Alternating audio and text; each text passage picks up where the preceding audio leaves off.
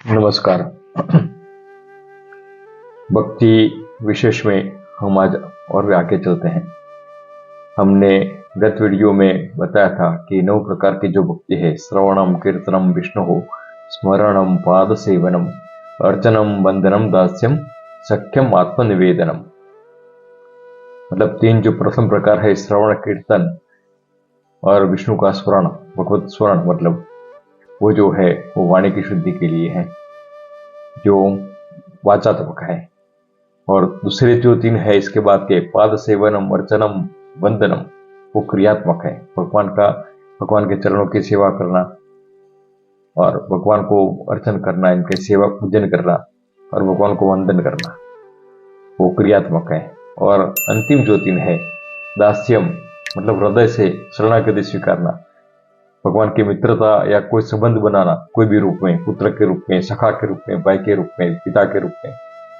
सख्यम आत्मनिवेदनम, और अपने आप को परमात्मा को समर्पित करना। और हमने वहाँ 3 जो प्रकार की जो शरणागति है वो बताई थी वहाँ कि सही वाहम, है भगवान मैं तेरा हूँ, मैं वास हो, तू मेरा है। भगवान पहले स्वीकारे या नहीं स्वीकारे, हमको उनके शरणागति में जाना पड़ता है, फिर परमात्मा हमको स्वीकारता है। फिर हम दोनों में इतना आत्मीयता हो जाती है कि मैं परमात्मा के बिना और परमात्मा मेरे बिना नहीं रह सकते। यह है नवधा भक्ति के मूल सिद्धांत। तो इसमें सबसे पहला जो है वो श्रवण है, क्योंकि जब क्रिया शक्ति भी नहीं खिली होती है तब श्रवण शक्ति से काम चलता है, और श्रवण से ही अंदर के जो है मल वो दूर हो जाते हैं। हमारे यहाँ वेदों में प्रार्थना की है, भद्रम करणे भी शृणुयाम देवा भद्रम पश्येमाक्षभिर्यजत्राः जत्राहा। हे परमात्मा, हम ऐसा श्रवण करें कि जिससे हमारा आत्मकल्याण हो। मैं तेरे समीप आ जाऊं, मैं ऐसा देखूं, मैं ऐसा श्रवण करूं कि मुझे सर्वत्र परमात्मा का दर्शन हो जाए। इस प्रकार हमारे यहाँ वेदों में भी इनकी वही जगह पर ऐसे मंत्र आए हैं। ये श्रवण की यहाँ प्रधानता बताई है, क्योंकि देखो, एक श्रीमद् भागवत की कथा में बाद में एक और जगह पर कौशिक की संहिता में एक कथा आई है। शुक शावक पक्षी की कथा थी। भगवान शिव जी पार्वती जी को कथा सुना रहे थे, तब शुक रूप में, पक्षी के रूप में शुकदेव जी ने कथा सुनी थी, और कथा सुनने से वो अमर हो गए। यहाँ अमर का मतलब ये मत समझो कि यही शरीर से वो सब जगह घूमो उसे अमर कहते हैं। ये शरीर तो एक वस्त्र है, जीर्णानि वस्त्राणि यथा विहाय गीता में कहा है। लेकिन आप अपने आप को ऐसा जान लो, असल स्वरूप में जान लो कि हम कौन है। फिर आप कोई भी जगह पर हो, कोई भी शरीर में हो, आपको सब स्मृति रहे, सब ज्ञान आपको यथावत रहे, तो उसको बोलते हैं अमरत्व। हाँ, कोई आवरण नहीं रहे, कोई अज्ञान का आवरण नहीं रहे, सभी जगह वही। अब कितना भी अच्छा कपड़ा सिलवा लो, आप लाखों रुपये के शूट पैंट बनवा लो, अच्छी साड़ी बनवा लो, कितने दिन अच्छी लगेगी आपको, है ना। एक दिन तो वो लगेगा कि भाई इसको निकाल दें। तो ये शरीर भी ऐसा ही है, ये शरीर वस्त्र है। कब तक आप उसको, युगों तक भी आयुष्य मिल जाए तब भी क्या है, आपको अपने आप अंदर से मरने की इच्छा हो जाएगी, ये शरीर छोड़ने की इच्छा हो जाएगी। तो भागवत जी में इसका सुंदर शुरुआत ही श्रवण के महात्म्य से किया है। पहले धुंधुली की कथा आती है। धुंधुली को ने बहुत उपचार किए, लेकिन इससे कोई फायदा नहीं हुआ, कोई लाभ नहीं हुआ। सभी क्रियाएं व्यर्थ जाने लगी। तब सोचा कि अब इसको कुछ ऐसा डोज देना पड़ेगा जो उसके अंदर चला जाए, है ना। तो जब बाहर के उपचार काम नहीं करते हैं तो अंदर की दवा चालू हो जाती है, या अंदर का ऑपरेशन चालू हो जाता है। तो धुंधुली को भगवत कथा का श्रवण का लाभ मिला अपने भाई से ही, गोकर्ण से। गोकर्ण ने कथा सुनाई, और देखो, कथा सुनने वाला भी योग्य होना चाहिए। श्रवण तो गुरुपूर्वम, योग्य व्यक्ति अगर श्रवण कराता है तो उससे अवश्य लाभ होता है। और वो 7 दिन की भगवत चरित्र की श्रीमद् भागवत की कथा श्रवण करते करते 7वें दिन इतना दिव्य शरीर हो गया कि स्वयं देवता उनको लेने के लिए आ गए। जो गति हजारों वर्ष के तपस्या के उपरांत भी नहीं मिलती है, वो गति इनको प्राप्त हुई है ना। ऐसे ही भक्ति, जो ज्ञान और वैराग्य, जो स्वयं शिथिल हो गए थे, व्रत हो गए थे, मतलब शिथिल हो गए थे, इनको भी लाखों उपचार किए, यज्ञ किए, हवन किए, इतना उपचार किया, लेकिन इसमें वो तेजी नहीं आई, क्योंकि उसमें भक्ति का जो पृष्ठभूमि है वो श्रवण से आती है। तो वो स्वयं ज्ञान वैराग्य भक्ति माता से भी बड़े हो गए और वृद्ध होकर, अशक्त होकर भूमि पर पड़े थे। और जब उनको भगवत जी का कथा श्रवण हुआ सनकादि ऋषियों द्वारा, तब वो एकदम युवान हो गए। तो यह है कथा का महत्व।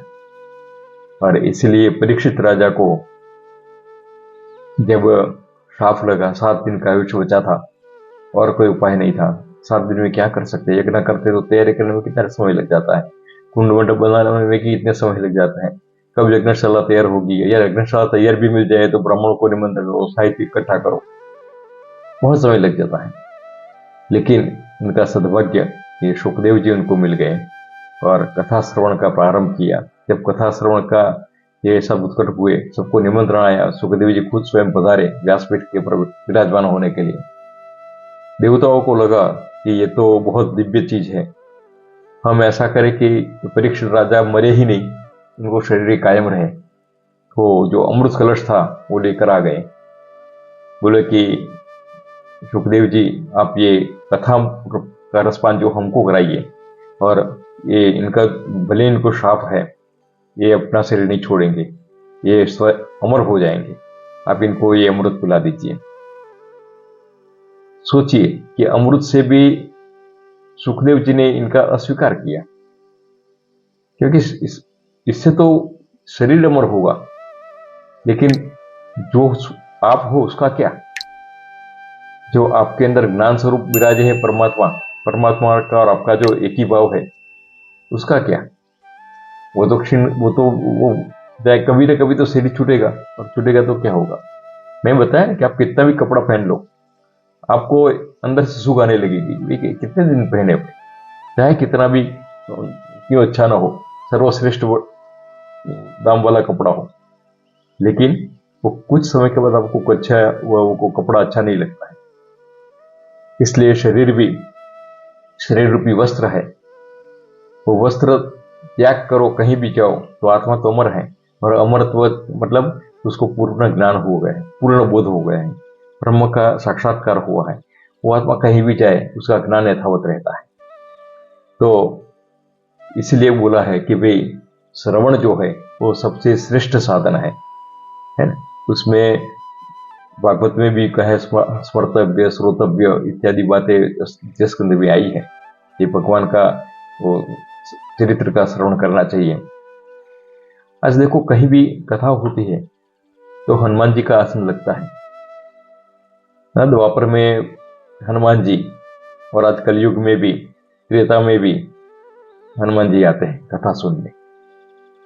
तो कुछ तो होगा कि जो स्वयं भगवान हनुमान जी जो रुद्र के अवतार है, वो कथा सुनने आते हैं, हमको आसन लगाना पड़ता है, आइए हनुमंत विराजिए, कथा करो मते अनुसार, प्रेम सहित का देवतरो पधारो पवन कुमार, ऐसा हमें बोलना पड़ता है। तो जहां भी कथा होती है तो वहां परमात्मा आ जाता है। हमको एक आदमी ने पूछा भी, भगवान ऐसा है आप बोलते हो श्रद्धा का विषय, भगवान सोए आते होंगे। बोला ऐसा नहीं है, आप जब भी जो भी कार्य करते हो उसके साक्षी तो होते हैं। आप कहीं भी कथा करो तो वहां परमात्मा का सातत्य नहीं होता है, परमात्मा नहीं होता है, वायु रूप में नहीं होता है। धीर वारो था विष्णु नक्षत्रम विष्णुमेव च योगश्च करणम चैव सर्वम विष्णुमयं जगत। तब काल नहीं होता है, कोई ना कोई काल तो होगी, कोई वार होगा, कोई तिथि होगी, कोई मास होगा, कोई पक्ष होगा, कोई कर्ण होगा, है ना। तो ये सब क्या है, विष्णु के स्वरूप है। वहां आकाश होगा, वहां वायु होगा, वहां धरती होगी, है ना, वहां जल होगा, कौन सी चीज नहीं होगी, ये सब तो परमात्मा है। तो हम जितने भी अच्छे बुरे काम करते हैं वहां परमात्मा का सातत्य तो रहता ही है। और जब ऐसा सत्कथा श्रवण करते हैं तो सारे देवता लोग भी अनेक प्रकार के रूप धारण करके इसको श्रवण कर ग्रहण करने के लिए वहां आ जाते हैं। तो हमारे यहाँ जो सबसे पहला उपाय बताया है, इसको श्रवण बताया है, बरोबर। और श्रद्धा का वो क्रम ऐसा ही है कि पहले श्रद्धा होती है, श्रद्धा से होती है, और प्रीति कब आती है? जब श्रवण करते हैं, भगवान का चरित्रों का श्रवण करते हैं, इससे भक्ति आती है और भक्ति से भगवान मिलते हैं। प्रथम श्रद्धा तो रतिस्ततो भक्ति प्रविशति क्रमेण भविष्यति इत्यर्थः। तज्जोषणा दाश्वपर्वतपनि श्रद्धा रति भक्तिर अनुक्रमिष्यति, बरोबर। अस्य पूर्वत्र श्रद्धा रतिर भक्तिर अनुक्रमिष्यति, भागवत में ये है कि इस क्रम ही ये है। तो जब आता है तो श्रवण से ही ये सब प्राप्त होता है।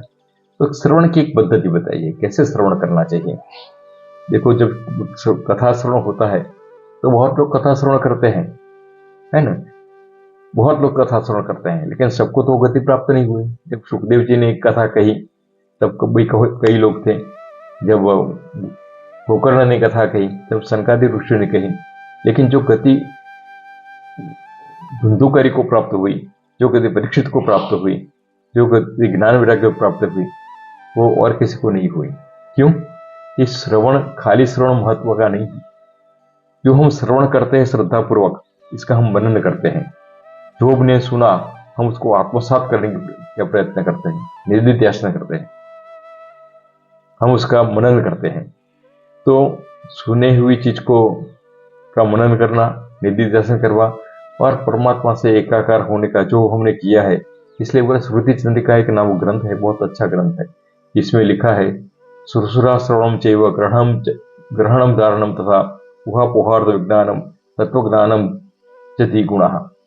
सच्चा श्रवण यही है कि पहले सुनो, फिर उसके ऊपर सोचो, इसके ऊपर मनन करो, इसके ऊपर तर्क वितर्क करो, और इसमें से जो गूढ़ रहस्य है उसको आत्मसात करो। यही तो श्रवण है। और इस प्रकार से के श्रवण करने से तो ये श्रवण से परमात्मा प्राप्त होता है। इसलिए हमारे यहाँ बहुत जगह पर, इवन रामचरितमानस में भी उसका बहुत ही महिमा गाया है कि जो श्रवण करने से जो गति प्राप्त होती है वो एकदम विलक्षण होती है। और इसलिए कहा कि सुरमत स्वकथा कृष्ण पुण्यम श्रवण कीर्तनम यद्यंतस्थोभद्राणी वितनोति सताम। हमने पहले बताया कि भाई जब और कोई उपचार नहीं है, हमारा शरीर में शक्ति नहीं है, विद्वत्ता नहीं है, तो हम क्या करें भाई? भगवान के गुणानुवादन का श्रवण करें, भगवान के चरित्रों का श्रवण करें, अपने आप ही अंदर से ताकत पैदा होगी, है ना।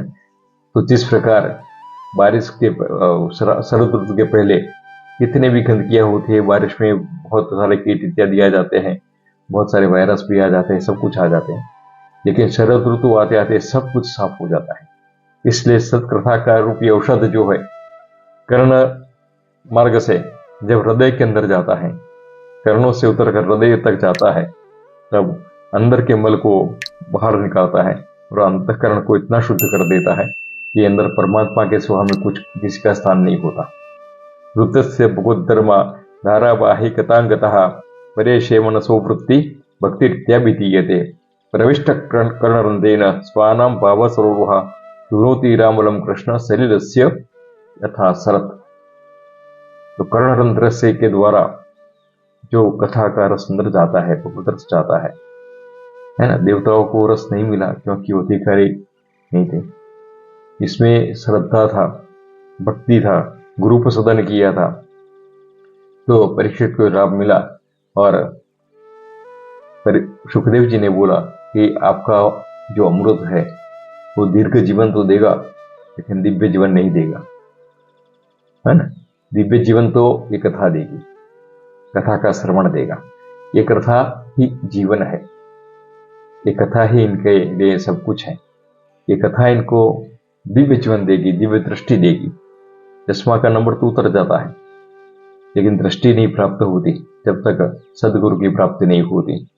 तो इस तरह भगवत कथा से हृदय अंतःकरण परिशुद्ध होता है।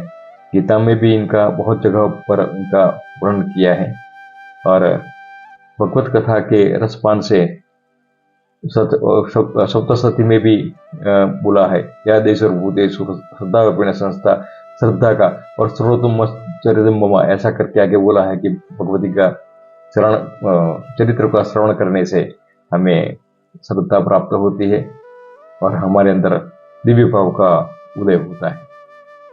ऐसे तो ये जो श्रवण के उत्तम जो उदाहरण है वो क्या है कि जब भगवान कृष्ण गोपियों के साथ थे और जब वो वन में धेनु चराने जाते थे तो उतनी क्षण भी गोपियां इनके बिना नहीं रह सकती थी। वो भी बड़ी बड़ी टुट्टी उगाए थे, त्वाम पश्यताम, वो घड़ियां भी इनको बहुत ही कठिन लगती थी, उसमें उनको जीना। तो कभी कभी वो क्या करती थी, हम लोग जब जो मनुष्य है उनको परमात्मा का ही स्वरूप है छोटा सा, हाँ, जीव जीव बन के यहाँ आया है, मैं जीव लोग जीव भूत सनातन, इसलिए परमात्मा को भी जब अकेला रहना नहीं लगा, अच्छा लगा, तो उसने एक उसमें बहुत श्याम करके एक से बहुत हो जाऊं ऐसा करके पूरी दुनिया बनाई। तो हम भी अकेले कैसे रह सकते हैं, हम तो इनके ही पुत्र हैं, तो जो भी परमात्मा के पिता के गुण है पुत्र में आएंगे, तो हमको भी अकेला रहना तो अच्छा नहीं लगता। तो हम लोग क्या करते हैं, सोसाइटी में जाते हैं, क्लब में जाते हैं, है ना, कुछ मित्रों के साथ बैठते हैं, जो औरतें होती है वो मोहल्ले में किसी के घर जाती है, किटी पार्टी करती है। आजकल तो किटी पार्टी का बहुत चलन हो गया है, किटी पार्टी करते करते। लेकिन हमारी गलती क्या है कि हम वहां जाके संसार की बातें करते हैं। हम मिलकर जो बातें करते हैं कभी भगवान की बातें नहीं करते हैं। हम मिलकर मित्रों की बातें करते हैं, किसी की निंदा करते हैं, किसी की कुचली करते हैं, किसी की ये करते हैं, तो वहां सांसारिक बातों का होता है। गोपियां भी तो मनुष्य जन्म में आई थी, इनमें भी तो ये सहज स्वभाव था, लेकिन वो ऐसा नहीं करती थी। वो निरंतर कृष्ण का चिंतन करती थी, निरंतर भगवान का भगवत चिंतन करती थी। इसलिए जब अकेली हो जाती थी, अपने सांसारिक प्रवृत्तियों में से मृत्यु हो जाती थी, तो ग्रहे ग्रहे गोपवत ग्रहे ग्रहे गोपवधु, जो घर में जितनी भी गोपिकाएं हैं वो मिलकर बाहर निकलती थी और प्रतिक्षण भगवान का स्मरण करती थी। सर्वे मिलित्वा समवाप्य योगम पुण्यानि नामानि पठन्ति नित्यं गोविंद दामोदर माधवेति। ग्रहे ग्रहे गोपवधु कदम्बा, मिलन सर्व, वो सब जो गोपवधु है सब मिलके क्या करती थी, भगवत स्मरण करती थी, भगवान के चरित्रों का। अरे कन्हैया तो ऐसा चलता था, अरे आज दिखा नहीं, अरे कल तो मेरे घर मक्खन खाने आया था। तो ये जो है वो परमात्मा का स्मरण करती थी। गोविंद दद्यादिकम औषाद वोचत, गोविंद दा, वो कुछ भी करे, दही बेचने जाए तब भी गोविंद का स्मरण, बातें करे तभी भगवान का स्मरण। इस प्रकार अस्खलत भगवान की बातें करती थी, भगवान की कथाओं का चिंतन करती थी। और जब भगवान चले गए इनके पास से, भगवान गोपियों को छोड़ के मथुरा गए और वहां से द्वारका गए, बहुत ही विरह हुआ। गोपिया और कृष्ण, कृष्ण के बिना गोपी नहीं रह सकती और गोपी के बिना कृष्ण नहीं रह सकते। दोनों एक दूसरे के बिना अधूरे हैं। दोनों को एक दूसरे को मिलकर ही पूर्ण होते हैं। भक्त और भगवान एक दूसरे से मिलकर ही पूर्ण होते हैं। इसलिए जब कृष्ण चले गए तो कृष्ण तो उनका जीवन था, तो कैसे जीती हो। तो तब कथामृतम तप्त जीवनम कवि विरीडितम कल्मषापहम श्रवण मंगलम श्रीमदाततम विघ्नन्ति ते भूरिदा जनाः। कृष्ण नहीं थे, इनकी विरह में भी, इनकी विरह तो तब होता है, प्रीतम पतिया तब लिखो, जब कहूं हो तुम विदेश, मन में तन में अंतर में जिससे कूद हितोय। इनके मन में तो परमात्मा बैठा हुआ था, निरंतर इनका चिंतन करते थे, विरह कहाँ था। इनके अंतःकरण में परमात्मा विराजमान थे। तो गोपी के हृदय में कुछ होता था तो भगवान को पता चल जाता था। वो भी अगर गर्म दूध भी पी लेती थी तो भगवान के पांव चलते थे। ये भाव था। तो इस प्रकार इनके लिए अब जीना, इनकी कथा के सिवाय कोई आश्रय नहीं था। वो कथा के सहारे जीती थी। इस प्रकार हमारे यहाँ श्रवण का बहुत महत्व है और ये हमारे नवधा भक्ति का जो प्रथम अंग है श्रवण। श्रवण में हमने पहले भी थोड़ा अंदाज दिया था, कभी हम कुछ भी चीज के लिए उत्कट होते हैं कुछ करने को, तो उसके पहले हम उसका श्रवण करते हैं। हमें किससे प्रीति होती है, किसी वैर होता है, तो उनके बारे में सुनने के बाद होता है। हम कोई चीज खरीदने जाते हैं, किसी वस्तु के प्रति आसक्ति होती है, तो उसके पहले हमें कुछ सुनना मिलता है, तभी होता है। किसी के बारे में, किसी कोई चीज के बारे में अच्छा सुना तो हम खरीदने चले जाते हैं। किसी संत के बारे में अच्छा सुना तो उनको मिलने चले जाते हैं, है ना। किसी के बारे में कुछ गलत सुन लिया तो उससे झगड़ा करने चले जाते हैं। तो श्रवण जो पहला धर्म है, पहला मार्ग है भक्ति का। श्रवणम सर्वधर्मेभ्यो वरम मन्ये तबोधनाः वैकुंठस्थो यतः कृष्ण श्रवणाद्यस्य लभते। श्रवणाद्यस्य लभते, श्रीमद् भागवत में ही कहा है। सनकादि मुनियों को और नारद के संवाद में आता है कि श्रवण एक ऐसा मार्ग है कि जिससे परमात्मा के साथ हमारा मिलन होता है। असारे संसारे विषय विसंगा कुल दिया क्षणार्थम क्षेमार्थम विपद सुख गाथा तुलसुदाम। भगवान के चरित्रों का श्रवण करने से भगवान में रति पैदा होती है, भगवान में भाव पैदा होता है, भगवान में श्रद्धा उत्पन्न होती है। इसलिए उसमें कथा का श्रवण में पहले ही कहा है, निभं कल्पतरो ललितम फलम शुक मुखाद अमृत द्रव संयुतम विबत भागवतम रसालयम महोर रसिका भूई बाबुका। श्रवण का बहुत महिमा गया है। रामायण में, रामचरितमानस में, सभी जगह इसके बारे तुलसीदास जी ने तो वहां तक बोलता है कि इस संसार में 5 ही चीजें हैं। तुलसी, इस संसार में 5 रत्न है सार, संत हरि कथा दया, संत मिलन हरि कथा दया धर्म उपकार।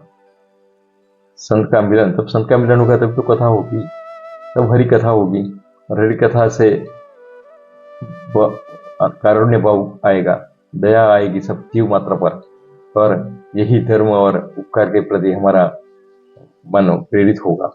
इसी प्रकार जहां भी कथा होती है वहां परमात्मा तो होता है, और परमात्मा उसी का साक्षी होता है। हम जो भी काम करते हैं उसके 14 साक्षी होते हैं।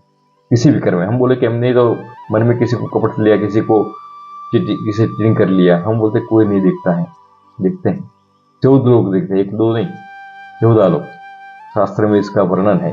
पंचभूतानि हृदयम, 5 हृदय, पंचभूत। क्योंकि जहां भी हम कोई भी कपट करते हैं, अच्छा काम करते हैं, तो वहां पृथ्वी होती है, जल होता है, आकाश होता है, वायु होता है ना, पृथ्वी होती है। ये तो होते ही है। कहीं भी जाओ आप, बाहर नहीं तो अंदर भी जल होता है, अंदर ही वायु होता है, शरीर में भी, बराबर। हमारा आत्मा होता है, हृदय होता है। हम किसी का कितना भी बुरा कर, लेकिन हृदय तो जानता है मैंने बुरा किया, मैंने अच्छा किया। फिर सूर्य चंद्रमा होते हैं, वो तो पृथ्वी ऐसा नहीं कि अपनी गैलेक्सी को छोड़कर चले गए। हमारे ये पक्ष में या तो सूर्य होगा या चंद्र होगा। चंद्र होगा तो पीछे होगा, आगे चंद्र होगा, आगे चंद्र होगा तो चंद्र पीछे होगा, है दोनों ही होंगे।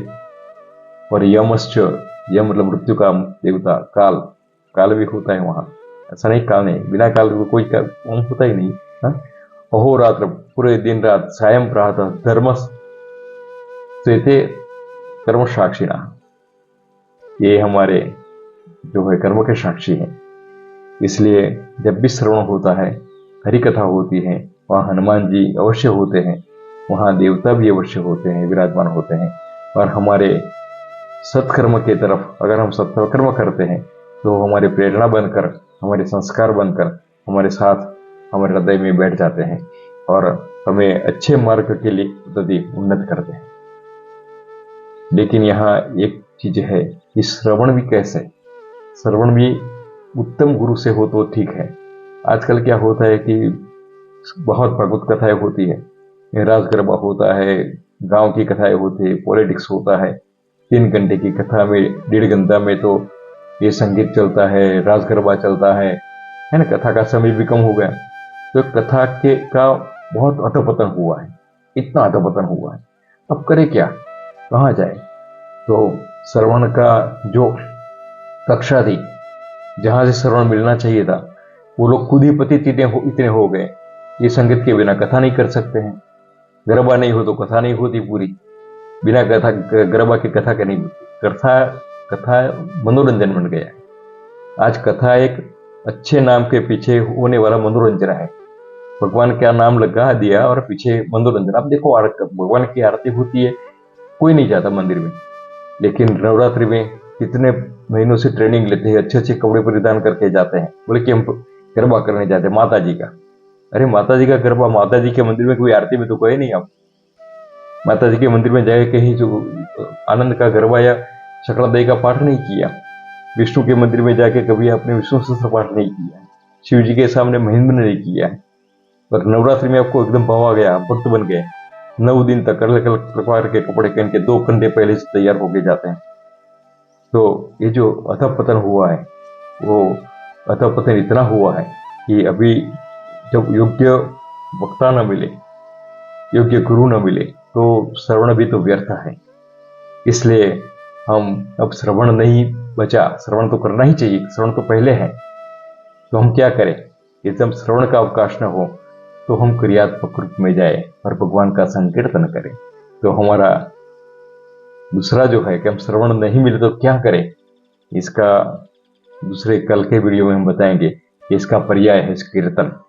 कि भगवान का संकीर्तन करने से भी वही फल मिलता है जो श्रवण से मिलता है। अस्तु।